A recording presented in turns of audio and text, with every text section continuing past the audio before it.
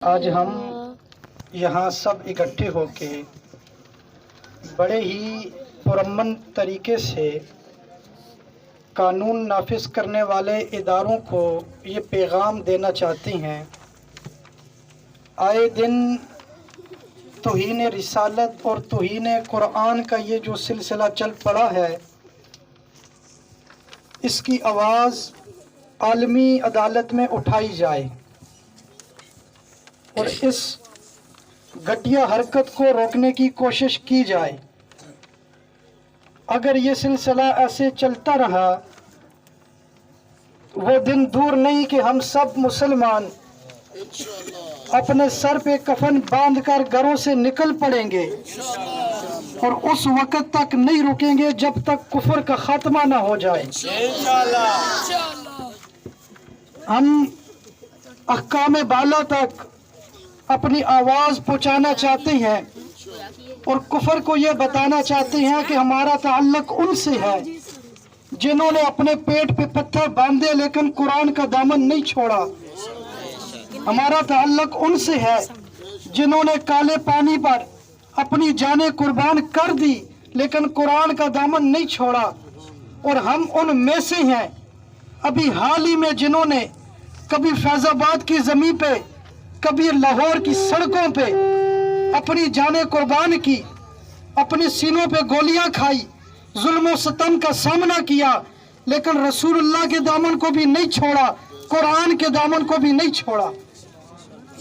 ایک یہ قرآن ہے جو کتاب کی شکل میں آپ کے سامنے ہے، آپ اسے مٹانے کی کوشش کرتے ہو۔ جو ہمارے سینوں میں محفوظ ہے، جو قرآن ہمارے دل کی تختی پہ لکھا ہے، اسے کس طرح مٹاؤ گے؟ ہر گلی بازار میں ننھے سے بچے کے سینے میں قرآن محفوظ ہے، تم ان بچوں کے سینوں سے قرآن کیسے نکالو گے؟ تم مر جاؤ گے، مٹ جاؤ گے، ختم ہو جاؤ گے، تمہارا نام و نشان مٹ جائے گا، لیکن قرآن مجید کی تلاوت قیامت کی صبح تک ہوتی رہے گی انشاءاللہ تعالی۔ ہم قرآن مجید کی عظمت کے لیے اپنا تن من دھن قربان کر دیں گے، لیکن قرآن کا دامن نہیں چھوڑیں گے۔ بلند آواز سے مل کر کہیں گے، قرآن کا دامن نہیں چھوڑیں گے۔ اپنے بچے قربان کر دیں گے لیکن قرآن کا دامن نہیں چھوڑیں گے۔ اپنی نسلوں کو قربان کر دیں گے لیکن قرآن کا دامن نہیں چھوڑیں گے۔ وآخر دعوانا الصلاة والسلام على من لا نبي بعده، اما بعد فاعوذ بالله من الشیطان اللعین الرجیم، بسم اللہ الرحمن الرحیم۔ درود پاک پڑھیے۔ الصلاة والسلام علیک یا رسول اللہ واصحابک یا سیدی وعلی آلک واصحابک یا حبیب۔ آج ہم یہاں سب اکٹھے ہو کے بڑے ہی پرامن طریقے سے قانون نافذ کرنے والے اداروں کو یہ پیغام دینا چاہتے ہیں۔ آئے دن توہین رسالت اور توہین قرآن کا یہ جو سلسلہ چل پڑا ہے، اس کی آواز عالمی عدالت میں اٹھائی جائے اور اس گھٹیا حرکت کو روکنے کی کوشش کی جائے۔ اگر یہ سلسلہ ایسے چلتا رہا، وہ دن دور نہیں کہ ہم سب مسلمان اپنے سر پہ کفن باندھ کر گھروں سے نکل پڑیں گے اور اس وقت تک نہیں رکیں گے جب تک کفر کا خاتمہ نہ ہو جائے۔ ہم احکام بالا تک اپنی آواز پہنچانا چاہتے ہیں اور کفر کو یہ بتانا چاہتے ہیں کہ ہمارا تعلق ان سے ہے جنہوں نے اپنے پیٹ پہ پتھر باندھے لیکن قرآن کا دامن نہیں چھوڑا۔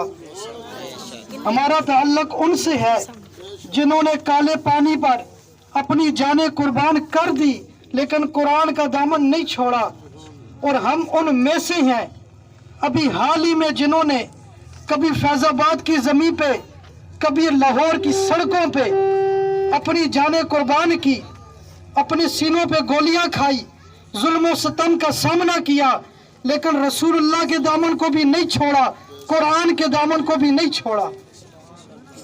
एक ये कुरान है जो किताब की शक्ल में आपके सामने है, आप इसे मिटाने की कोशिश करते हो। जो हमारे सीनों में महफूज है, जो कुरान हमारे दिल की तख्ती पे लिखा है, इसे किस तरह मिटाओगे? हर गली बाजार में नन्हे से बच्चे के सीने में कुरान महफूज है, तुम उन बच्चों के सीनों से कुरान कैसे निकालोगे?